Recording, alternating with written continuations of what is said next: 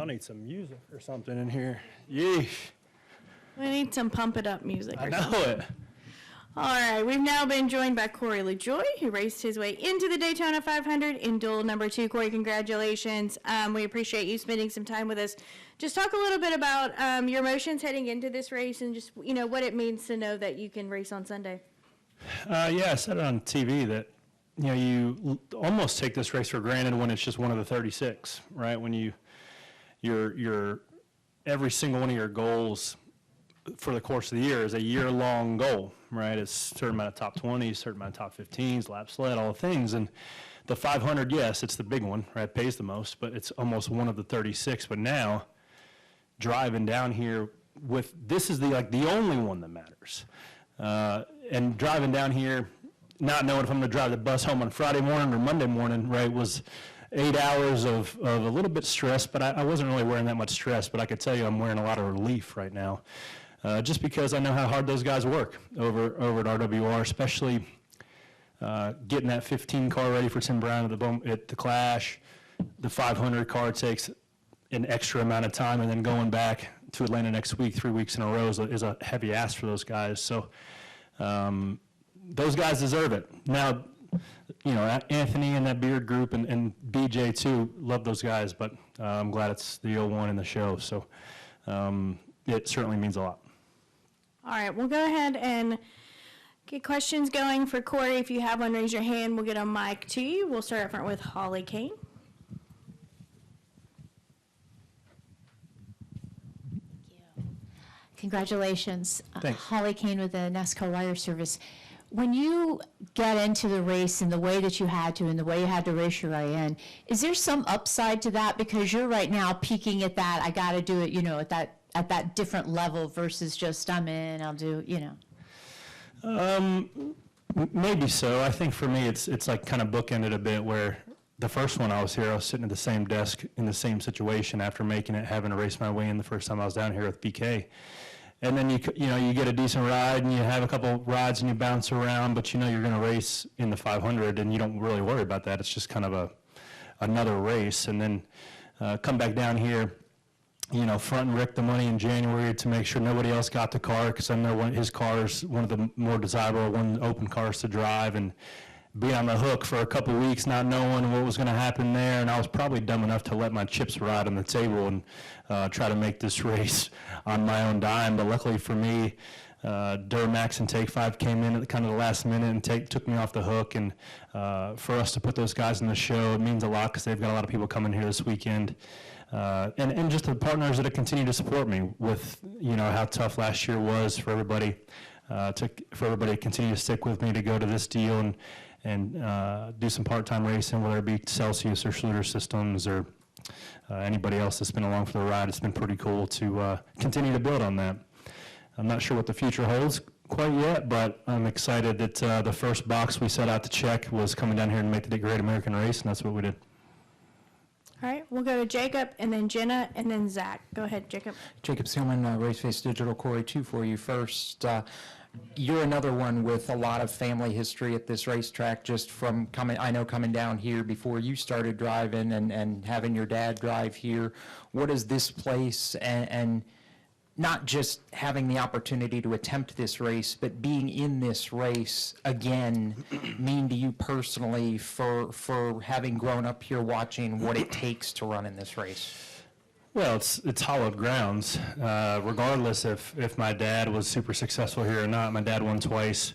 You know, I remember being a kid before they redid all the garage areas. There used to be like a little kind of a open patch of grass. It was like a perfect football field size, and we'd be running around playing football. I was probably 8 or 9 years old.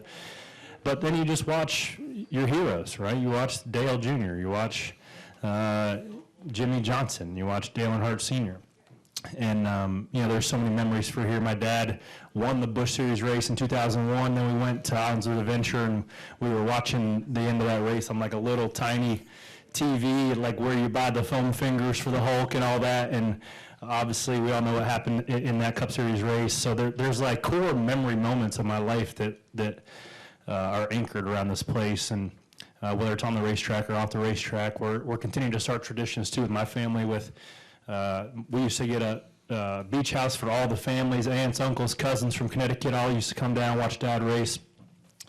So now we continue that tradition. We get a beach house in New Smyrna, and there's 14 of us packed in there with my kids running around, cousins, grandpa, mom and dad. So it's a blast that we've been able to continue traditions, but this place means the world to us for sure.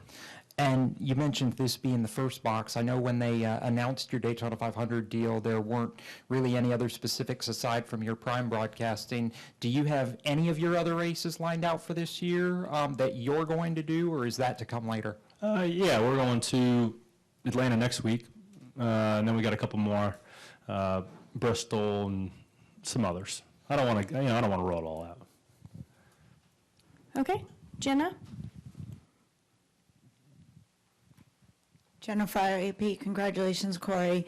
I was, my ears perked up when you said how you laid down the money for this ride with Rick early. What would make you do that?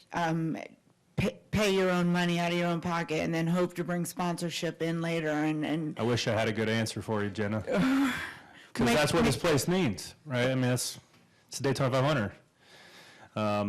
And it was all of my kids' college funds rolled into one race. So how much money is that? How many zeros? 4 zeros, 1 comma. Yeah. So you spent your growing family's child fund because you wanted to be here so bad? No, finish it. I got it back because, like, I lucky a sponsor came to the table. Thank God for Duramax Take 5. I believed. I had faith. I felt like the last 4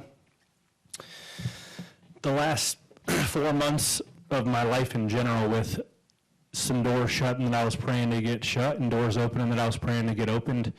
Some of the ones that I didn't anticipate getting open, I felt like the Lord has been in every step, and I was at peace with like letting that amount of money go as like a bit of a faith tester, and it was like every day for weeks, and it got down to the 11th hour, right, and he delivered that sponsor.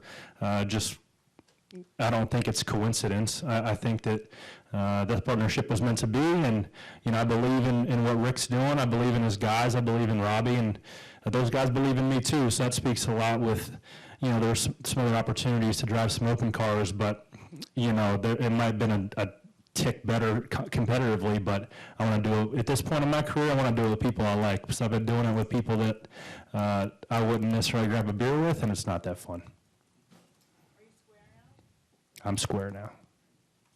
Maybe make a couple bucks, because when you make the 500, everybody's happy. All right, microphone up here to Zach, please. Thank you. Zach Sternilo, NASCAR.com. You touched on it there, but I mean, the perspective that has come over the last year or so as you've gone through this season of life, how has that impacted your mindset as you approach this year and what your future may or may not hold? Yeah, it's hard, man, because I feel like any given Sunday I can compete for top 10s in the Cup Series with the right group. I really feel like that, but that situation and those options aren't there on the table for me right now. And that's not to say I don't think, or I have hope that isn't what's going to happen in the future, but right now, this year is going to be a little bit of TV, right? A little bit different experience there, a little bit more heavy in the podcast with some different guests, and taking a step back from the competitiveness of the grind, right? The grind of every single week trying to prepare competition meetings, simulator, pre-race prep, all that sort of stuff really gets you bogged down. So there's some things, some real big things I'm trying to work on right now that are going to take some more mental energy than what I've been able to afford it in the grind, in the trenches every week. But I'm excited to continue to be integrated every week with Rick Ware and helping Cody and going to the sim and going to their comp meetings just to stay fresh with the terminology, and if there's an opportunity to plug back in and go. But for now, I feel like I'm in the right spot, and I get real anxious when I try to think about what's ahead because I don't have control of it. I try to be diligent with the relationships and the things that happen in my life on a day-to-day basis. So the further I think out, the more anxious I get it. So for me, I'm concentrated on this Sunday, the Daytona 500, and everything else will sort itself out. All right, I get a microphone to Matt Weaver, please.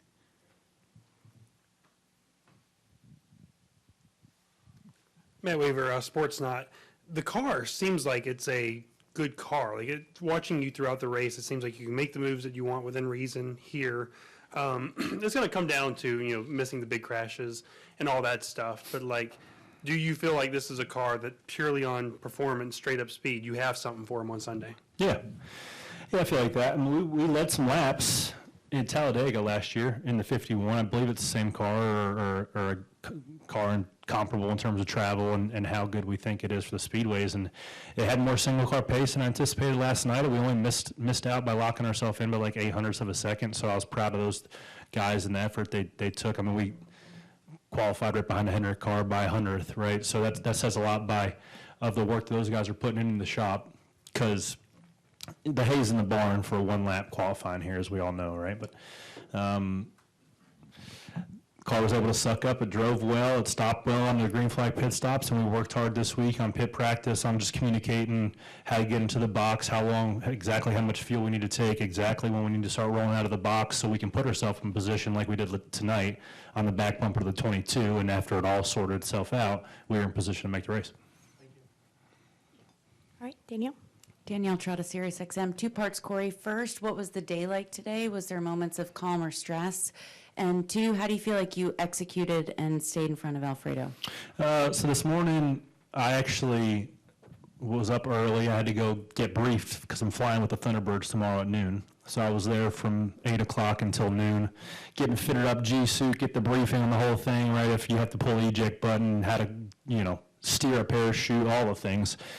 So super excited about that. I'm going to be in a much better mood than I would have been if the result was different tonight, riding the Thunderbird tomorrow. But super excited for that experience tomorrow. And then so after that, I went to the beach house, surfed with my kid for a couple hours, threw a Nerf football, came here, and then the bottom dropped out, right? So I was able to take a nap in the bus for about an hour, and then it was time to get to work. But I feel like this week in particular, I've felt less stressed and less anxious about the outcome, because I just feel more focused on the process, more at peace, and more confident that I can do it. I can execute what needs to be executed, and luckily we have a good car this week that we can go compete, and who knows, might be able to steal one Sunday. All right, Chris, go ahead.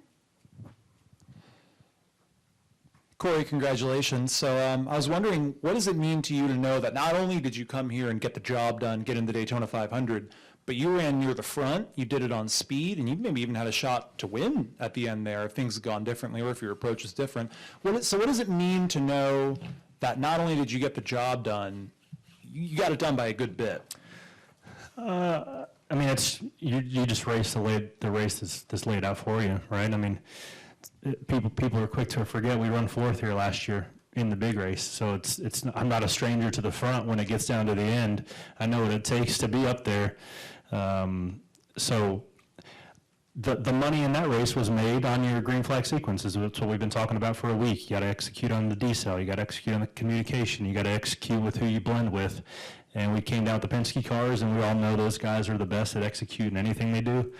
And once I came out behind the 22, I knew I was in a pretty good spot. And it all kind of worked out well. Yeah, and at the end, right, people are getting dicey and bumps are coming harder, and guys are getting a bit squirrely, but luckily where I was sitting, everybody kept their car straight, and we have a car without damage that has some good potential speed to execute a good day and be patient.